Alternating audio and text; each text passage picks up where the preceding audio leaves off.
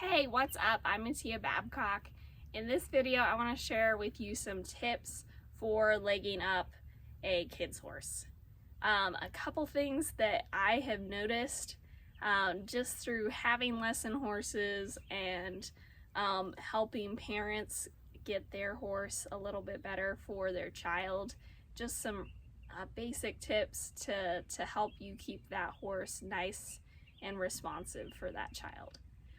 One of the things that I've noticed over the last year, especially because I haven't been riding as much, haven't been legging my lessons horses up as much as I'd like to because I had an injury.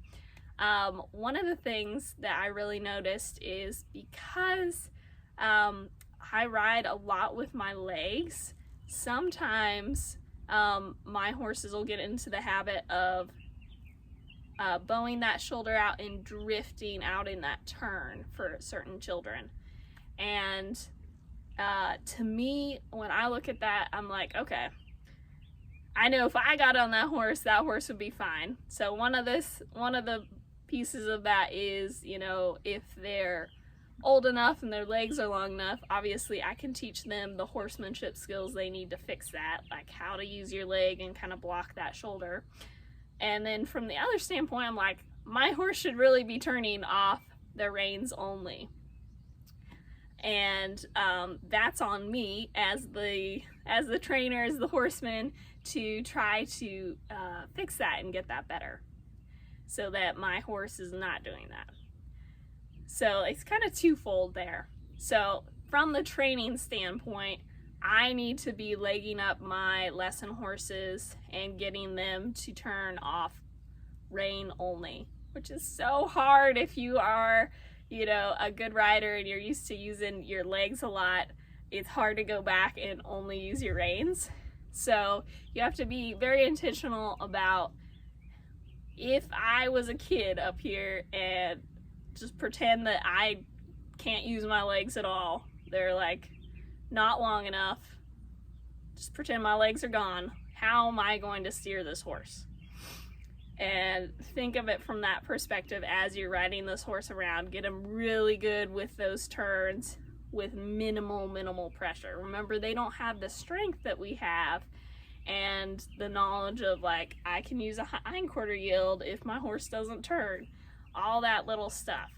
Try to get that horse tuned up to that light pressure from the rein.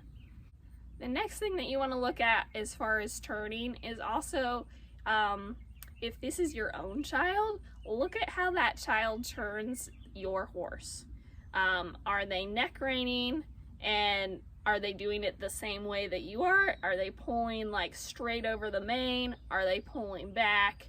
How are they turning that horse? If they're using individual reins, what I've seen a lot of kids do is they just pull back instead of pulling out to the side, like I would normally teach a child to do a direct rein. So, you know, obviously I can take the time to show them how to do it right, but also from a training standpoint, I'm like, my horse should know what that means. So I can intentionally practice how I know that kid's probably gonna ask if that child is like overwhelmed and they have too much to think about. I want my horse to still respond to that rein. The next thing that I always recommend tuning up on any horse is just the backup. Obviously, I always teach my children that are in my lesson program to run one hand down both reins and put a rein in each hand to shorten those reins every time they stop and back. That's a really good habit to get them into.